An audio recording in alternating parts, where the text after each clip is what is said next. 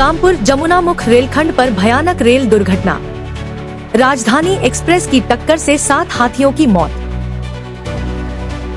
असम से इस वक्त एक बेहद दर्दनाक और दिल दहला देने वाली खबर सामने आ रही है, जहां राजधानी एक्सप्रेस की टक्कर से 7 बेकसूर हाथियों की मौके पर ही मौत हो गई। यह भयावह रेल हादसा नगांव जिले के कानपुर जमुनामुख के बीच चांगजराई इलाके में शनिवार देर रात करीब 2:17 पर हुआ। मिजोरम के सैरांग से नई दिल्ली जा रही राजधानी एक्सप्रेस तेज रफ्तार में आगे बढ़ रही थी। इसी दौरान भोजन की तलाश में रेलवे ट्रैक पर आए हाथियों के झुंड से उसकी जोरदार टक्कर हो गई। टक्कर इतनी भयानक थी कि 7 हाथियों की दर्दनाक मौत हो गई और इंजन समेत राजधानी एक्सप्रेस के 5 डिब्बे पटरी से उतर गए। जानकारी के मुताबिक लोको पायलट ने हाथियों को देखकर आपातकालीन ब्रेक लगाने की कोशिश की, लेकिन ट्रेन रुकने से पहले ही हाथियों का झुंड उसकी चपेट में आ गया। हैरानी की बात यह है कि जिस स्थान पर यह हादसा हुआ वह एलिफेंट कॉरिडोर घोषित क्षेत्र नहीं है और रेलवे के अनुसार इस इलाके में पहले हाथियों की आवाजाही की कोई जानकारी भी नहीं थी। यह हादसा सिर्फ एक रेल दुर्घटना नहीं बल्कि एक गंभीर चेतावनी है, जहां विकास की रफ्तार और वन्य जीवों की सुरक्षा के बीच संतुलन की जरूरत पहले से कहीं ज्यादा है। News desk report, any times 24/7।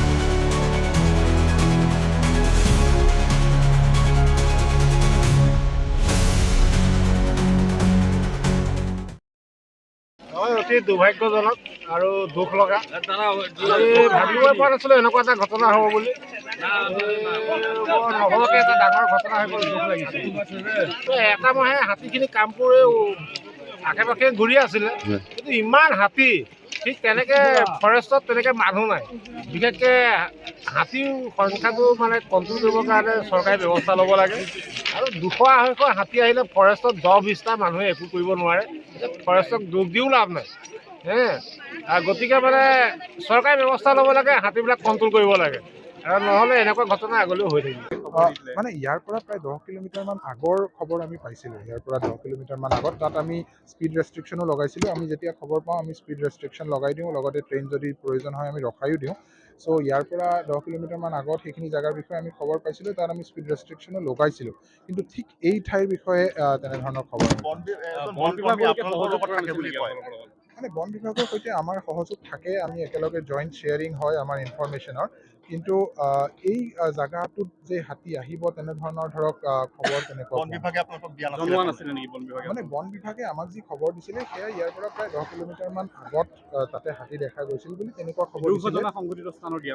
এই স্থানৰ দিয়া নাছিল। কিন্তু বন বিভাগে কৈছে যে আপোনালোকক খবৰ দিয়া হৈছিলে বুলি। আমাক খবৰ দিছিলে, কিন্তু সেয়া আন এটা লোকেশ্যন, যোনটো ইয়াৰ পৰা 10 কিলোমিটাৰমান আগত। সাধাৰণতে আমাক যি লোকেশ্যনৰ বিষয়ে খবৰ দিয়া যায় আমি সেইখিনি লোকেশ্যন প্ৰায় 200 মিটাৰ 300 মিটাৰমান যি লোকেশ্যন থাকে তাত আমি স্পীড ৰেষ্ট্ৰিকশ্যন লগাই দিওঁ। 30 kmph স্পীড ৰেষ্ট্ৰিকশ্যন লগাওঁ, লগতে মানে এলাৰ্ট থাকে, লোক পাইলটৰ এলাৰ্ট থাকে, সেইখিনি কৰা হয়। কিন্তু এই ঠাইৰ বিষয়ে সঠিকভাৱে আমি পোৱা নাছিলোঁ। এই যি বৰ্তমান যিহেতু ট্ৰেইন মুকলি কৰা হৈছে, কিমান সময় লাগিব চাগে? এয়া আমি চেষ্টা কৰি আছোঁ আজি গধূলিলৈকে কৰিবৰ বাবে। ইতিমধ্যে কাম আৰম্ভ হৈ গৈছে আৰু ইয়াতে আমি জেক লগাই পেলাই যিকেইটা লাইনচ্যুত কোচ আছে এইকেইটা পুনৰ ৰেল লাইনত উঠাই তাৰপিছত আমি চলাব আজি গধূলিলৈকে। চাৰিটা। কিমান আবদ্ধ হৈ আছে ট্ৰেইন এতিয়া বৰ্তমান মুহূৰ্তত? বৰ্তমান মুহূৰ্তত আমাৰ এইটো লাইন ক্লিয়াৰ আছে। এইটো লাইনেদি আমি ৰেল চলাচল কৰিব পাৰিম, কিন্তু বৰ্তমান ৰেল চলাচল আমি এখন গাড়ী ইতিমধ্যে চলালোঁ আৰু গাড়ী চলিব। কিন্তু কিছু লোকেল ট্ৰেইন যিখিনি আমাৰ মানে লং ডিষ্টেঞ্চ ট্ৰেইনবোৰ আমি চলাই আছোঁ, লোকেল ট্ৰেইন কেইখনমান বাতিল কৰা হৈছে আৰু আমি চেষ্টা কৰিম গধূলিলৈকে এইটো ক্লিয়াৰ হৈ গ'লে যাতে আৰু আমি মেক্সিমাম ট্ৰেইন আমি চলাব পাৰোঁ। ভৱিষ্যত কি পদক্ষেপ গ্ৰহণ কৰিব আচলতে এনেধৰণৰ ঘটনাৰ ক্ষেত্ৰত? ইয়াতে মানে ধৰক যিদৰে মই কৈছোঁ যে যোৱা 6-7 বছৰ ধৰি আমি যিখিনি পদক্ষেপ গ্ৰহণ কৰিছোঁ যাৰ ফলত আমি মানে সফলতাও পাইছোঁ, সেইখিনিকে আৰু বৃদ্ধি কৰিব লাগিব, যাতে আমি ৰেল বিভাগৰ লগত বন বিভাগৰ লগত মিলি যিবোৰ আমাৰ ইনস্পেকশ্যন কৰি আছোঁ সেই ইনস্পেকশ্যনখিনি যাতে আমি আৰু এক্সটেণ্ড কৰিব পাৰোঁ। আমাৰ ডমেইনটো আমি যি IDS চিষ্টেম ইতিমধ্যে হাৱাইপুৰ লামডিঙত সফলভাৱে চলি আছে সেয়া আমি আৰু আগলৈকে লৈ আহিব পাৰোঁ চাপৰমুখ পৰ্যন্ত। আৰু Any Times 24/7. Your news, your voice.